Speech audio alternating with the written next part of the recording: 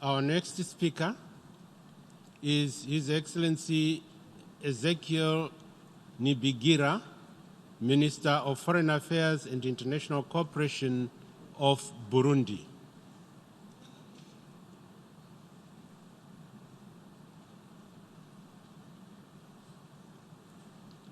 Your Excellency, you have the floor.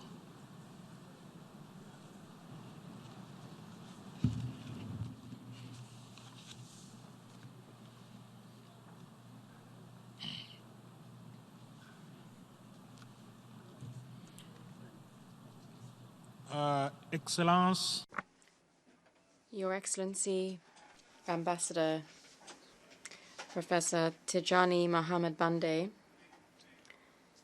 President of the 74th session of the UN General Assembly, Your Excellencies, Heads of State and Government, Majesties, Antonio Guterres, UN Secretary-General, distinguished delegates, ladies and gentlemen, all protocol observed. My delegation would like to begin by paying tribute to Almighty God, who has made it possible for us to meet together in this beautiful General Assembly chamber to openly debate the subjects close to our hearts on behalf of mankind. We would like to thank the host country and city for the attention and the legendary hospitality paid to us since our arrival in this magnificent city of New York, home to the headquarters of our organization. My delegation would also like to convey the warmest greetings and wishes for success for these meetings from the people of Burundi and those of His Excellency Pierre Nkurunziza, President of the Republic of Burundi, who entrusted me to represent him today. Allow me, moreover, to express my warm congratulations to His Excellency Ambassador Tijani Mohamed Bande of the Federal Republic of Nigeria on his outstanding election to the presidency of the 74th regular session of the UN General Assembly. The great qualities and his talent will doubtless ensure that he will be a great success in carrying out the work of this session, focusing on the theme of galvanizing multilateral efforts for poverty eradication, quality education, climate action, and inclusion. This touches on almost all of the major challenges that today's world faces. Of course, you can count on the full cooperation of Burundi in carrying out your noble and lofty mission.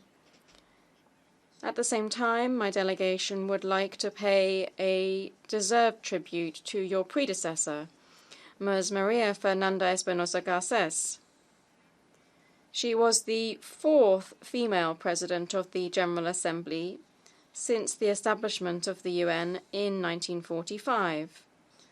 We pay tribute to her not only for her admirable professional and personal qualities, but also for the exceptionally professional way in which she presided over the 73rd session that we have just successfully concluded.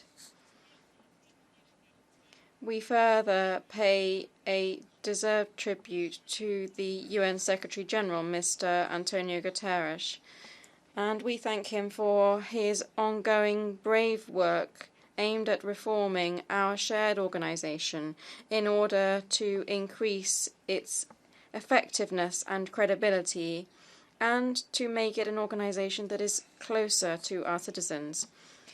Mr. President, my delegation would, moreover, before we continue with the substantive part of our statement, present on behalf of the government of Burundi our sincere condolences and our solidarity to the people and governments of the Republic of Zimbabwe and the Republic of Tunisia, as well as the French Republic, respectively, following the passing of His Excellency Robert Gabriel Mugabe, the former president and father of Zimbabwean independence, and His Excellency Beji Caid Essebsi, former president of Tunisia, and finally His Excellency Jacques Chirac, former president of the French Republic.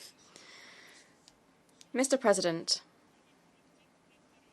turning to our domestic policy, we are already at a very advanced stage in preparations for our 2020 elections, and this in terms of budgetary and organizational arrangements. National mechanisms to prepare for the elections are already in place, while we work towards a favorable climate for the holding of free, transparent, and peaceful elections. Without wishing to be exhaustive, I would also note that we have a Kayanza roadmap. This leads to the holding of peaceful elections in 2020. It was adopted following broad consultations within the Burundian political class. Secondly, our National Independent Electoral Commission, the CENI, is already operational. Thirdly, a revised electoral code has been adopted by our Parliament, and that was in April 2019 by 105 votes out of 108. Fourth, we have decided to fund all of the operational budget for the elections ourselves without recourse to external resources that are often unpredictable and conditional. And fifth, we have seen the publication by the Independent National Electoral Commission of the electoral calendar for the elections planned in 2020. In accordance with that calendar, the presidential election and those of political deputies and communal councils have been concluded, and they will be held on the 20th of May 2020. The electoral campaign is planned to be carried out from the 27th of April to the 17th of May. Senatorial elections will be held on the 20th of July 2020, and the last election is planned for the 24th of August 2020. And I believe it would not be too much to say that the electoral process in Burundi, as elsewhere in the world, is an internal matter that comes under the remit entirely of national sovereignty. Any support to this process must be provided on the request of the Burundian government in accordance with the UN Charter's principles. And if such support is to be provided, it should not lead to any interference. Any attempt to seek to establish a new role or to redefine an existing role for the United Nations promoted by certain states to address the matter of certain elections in Burundi instead of Burundians would be a violation of our national sovereignty and a flagrant breach of the UN Charter, which stipulates in Article 2, Paragraph 7, I quote, "No provision of the Charter authorizes the United Nations to intervene in matters that fall essentially under the national competency of a state, nor obliges members to submit such matters to regulations under this Charter," end quote. Turning to the measures that we are taking to establish a peaceful, enabling climate for the holding of peaceful elections, I would like to quote the following measures that we have taken. The broadening of political space in our country through the establishment of new political parties and promotion of freedom of expression. Secondly, the President of the Republic has decided to voluntarily renounce his constitutional rights to stand for the presidential elections in 2020. This is a gesture of significant political and democratic value, which could serve as an example across the continent and beyond. Thirdly, we have provided for the welcoming and hosting and integration of refugees and political persons who are in political exile, who are returning in significant number. We have also promoted political dialogue within the forum of political parties. And finally, we have, since the beginning of the year, released more than 2,000 prisoners, including those involved in insurgencies since 2015. Mr. President, turning to dialogue between political parties to hold the peaceful elections in 2020, this is continuing in Burundi in a spirit of openness and political tolerance. My delegation would like to recall that it is this almost permanent and effective dialogue which led to the adoption of the Kayanza roadmap, leading to peaceful elections in 2020.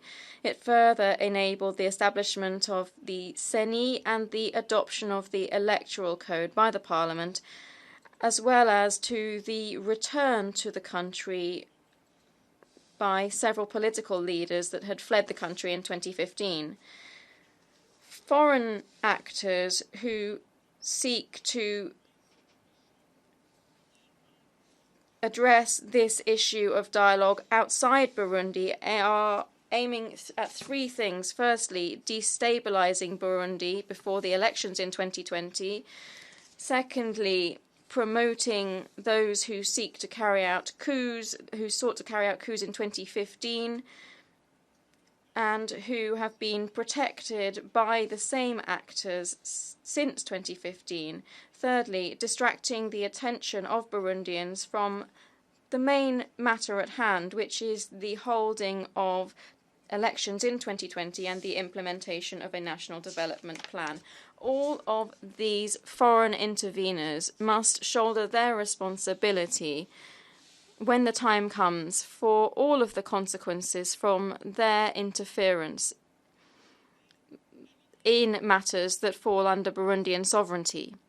Burundians and the entire world is watching them. For its part, Burundian people will stand opposed by principle at all times, in all places, and in all circumstances to any attempt for foreign interference in matters falling under national competency, be it that of the state or interference by a state or by an international or regional organization. My delegation would like to remind this August Assembly that the efficacy of the United Nations depends on its ability to preserve the ideals that led to its establishment in 1945, following a deadly war. We will only be able to make the UN an organization for us all if the bold interference of certain governments in the domestic affairs of other sovereign countries is not tolerated in violation of the Charter, which is the very foundation of our organization. On a security level, the situation in Burundi is stable, calm, and under full control across our territory, from the north to the south, from the east to the west. Day and night, Burundian citizens enjoy the exercise of their civil and political rights. And in order to ensure that this dearly re-established peace is continued for the long term, His Excellency Pierre Nkurunziza, President of the Republic of Burundi, launched on the 10th of September the 13th edition of the peace parades, which has been carried out in 18 provinces of the country, supporting at every stage the community development works Turning to the humanitarian situation, we welcome the widespread and voluntary return of Burundian refugees who fled the country in 2015, beyond the several thousands of Burundian who have returned themselves without the assistance of the UNHCR since the 1st of August 2017 until the 23rd of September 2019. Over that period, 77,000 refugees from 25,666 households have been voluntarily repatriated within Burundi, coming from Tanzania, but also from Kenya and the DRC. This mass return is a clear demonstration of the return of peace, calm, trust, and stability within the country, notwithstanding the words expressed by certain foreign actors who continue to deliberately inflate the number of refugees continuing in exile to keep Burundi in an almost psychosis of artificial crisis. Turning to the presence of Burundi on the Security Council's agenda, we have never stopped repeating that Burundi is on the Security Council's agenda for political reasons and due to foreign interests that have nothing to do with the well-being of the Burundian people. The current political and security situation in the country poses no threat to international peace and security that would justify its arbitrary maintenance on the Security Council's agenda.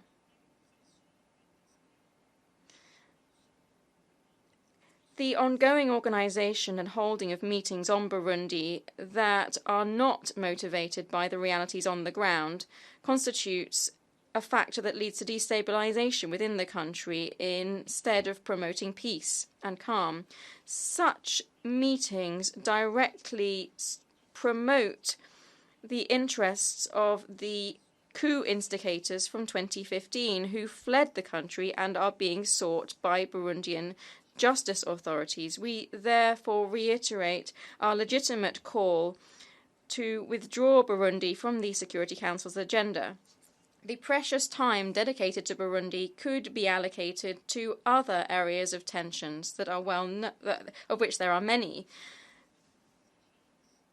Burundi should be addressed within agencies and programs of the United Nations that address socio-economic development, and that to support national efforts in implementing our National Development Plan and the Sustainable Development Goals within the 2030 Agenda.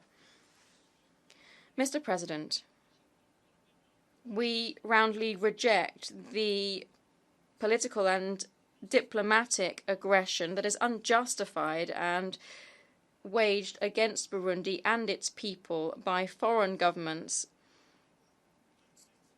which has been seen since the regime change in 2015. The diplomacies of strength should give way to mutually beneficial cooperation on a respectful basis. This type of double standards that is disproportionate and unfair would lead us to be further weakened following the 57 years after the colonization in our country, which was a nightmarish period that the Burundian people is still striving to wake up from. The neo-colonial logic of some countries leads us more than half a century later, following our accession to independence and that within almost all African countries, to be further repressed. We would further note that interference in internal affairs of states, we believe, should be rethought in order to transform the painful history of colonization into opportunities through mutually beneficial and respectful coordination and cooperation. It is high time that foreign actors stop infantilizing the Burundian people. Burundian people are proud dignified and firmly committed to our political independence and our values. We are quite mature enough to look after our own affairs without any foreign interference, be it within our own borders or from far away. Any attempt to enter into our own country or to intervene therein will always face Burundian patriotism, as was the case during the conspiracy to change the regime in 2015. We are well aware that the plots from 2015 are not dead and buried. Some seek to resuscitate them through subtle means that are perhaps difficult to detect, but that will never escape the view of the Burundian people. Turning to the 2030 Sustainable Development Agenda, beyond integration and aligning the SDGs with our national planning and development programs, the Burundian government has sought to localize the SDGs by beginning the SDG integration process within our community development plans, as well as through following up on the trends seen within communities in implementing the SDGs. Moreover, as we are seeking to carry out sustainable development within all of our communities, all of the 119 communes of Burundi are currently preparing and reviewing their community development plans by integrating the targets of the SDGs. Therefore, Burundi, like other countries seeking to ensure sustainable development, has taken all measures to regularly produce a report to follow up on the implementation of the SDGs.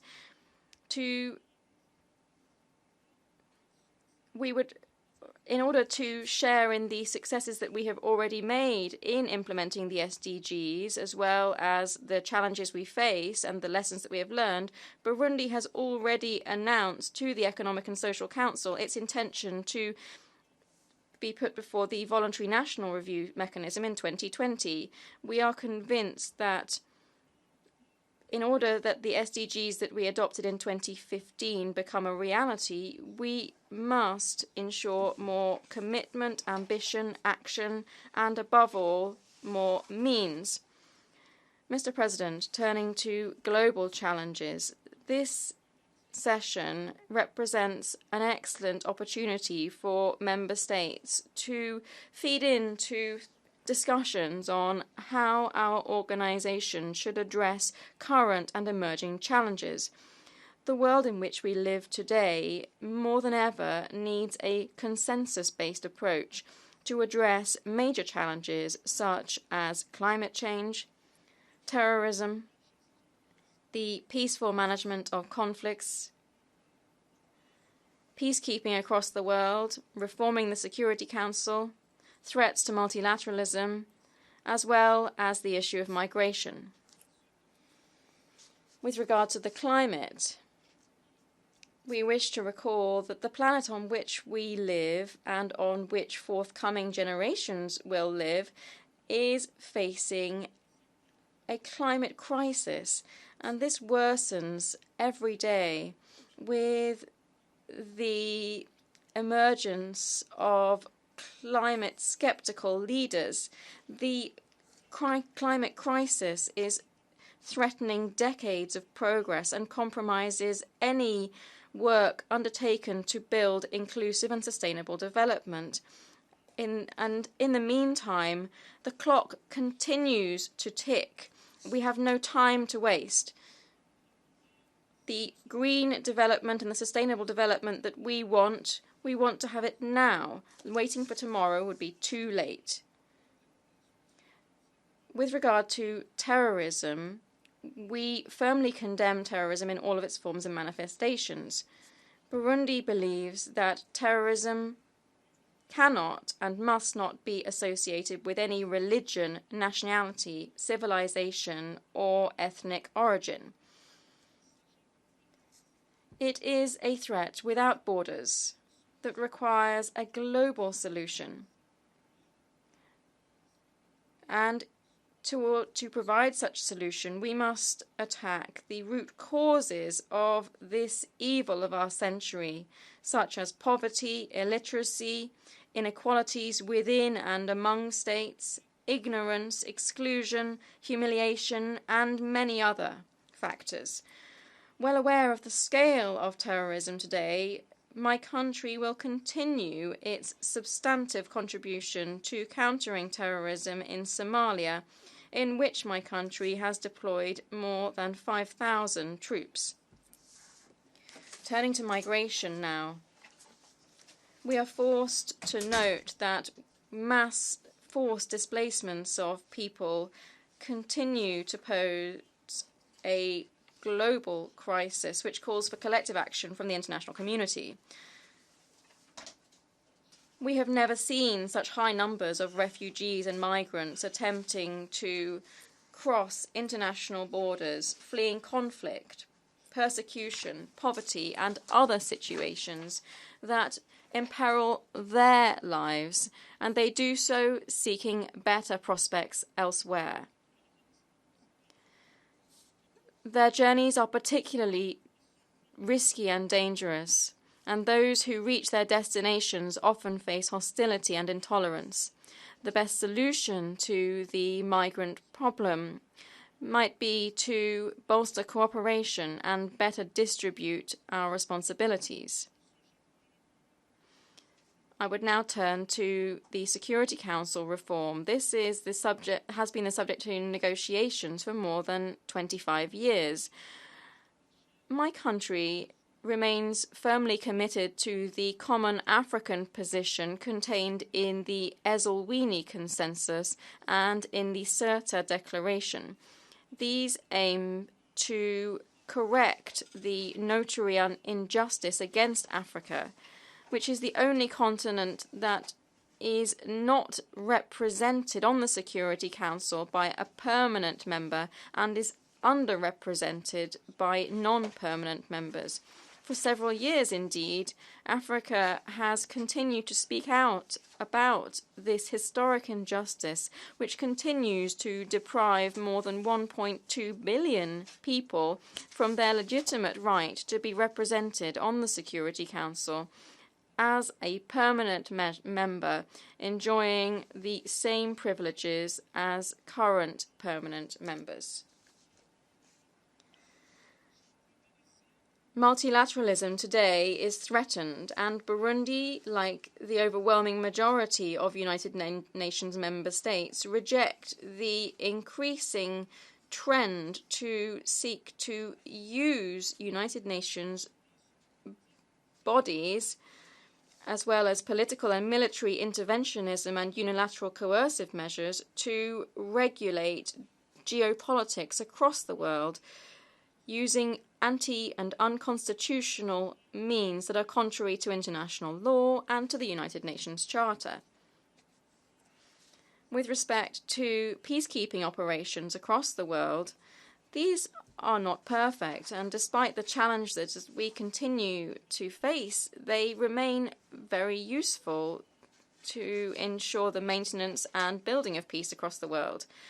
In this regard, we would advocate appropriate, lasting, predictable, and flexible funding through the assessed contributions paid to the United Nations to allow United Nations peacekeeping missions and African Union peace missions authorized by the Security Council, such as AMISOM, to correctly carry out their mission. Any withdrawal by such peacekeeping missions should take into account the level of the threat on the ground rather than being based on artificial durations or mathematic calculations. Burundi has more than 6,000 troops currently involved in peacekeeping missions, and from this rostrum we wish to reiterate our commitment to continue making a substantive contribution to peacekeeping operations around the world. And We do this because Burundi has benefited from the support of other nations during the most difficult periods of its history before the definitive re-establishment of peace and stability in the country. At a continental level, Burundi fully supports the African Union initiative to silence the guns in Africa by 2020 that the United Nations Security Council supported through Resolution 2457. Here we are encouraged by new positive developments in the DRC, in the CAR, in Sudan and in South Sudan. All of these represent a glimmer of hope in the Horn of Africa, without overlooking the performance of AMISOM in Somalia, which seeks to re-establish peace in this kindred country. Mr. President, and this is my conclusion, my country, Burundi, has never given up in its belief in international solidarity, multilateralism, and the rejection of strength-based diplomacy. And from this rostrum, my country reaffirms its commitment to fully participate in building a global order based on the rule of law, a peaceful world which is equitable and prosperous and which respects the principles of the United Nations Charter. Thank you very much.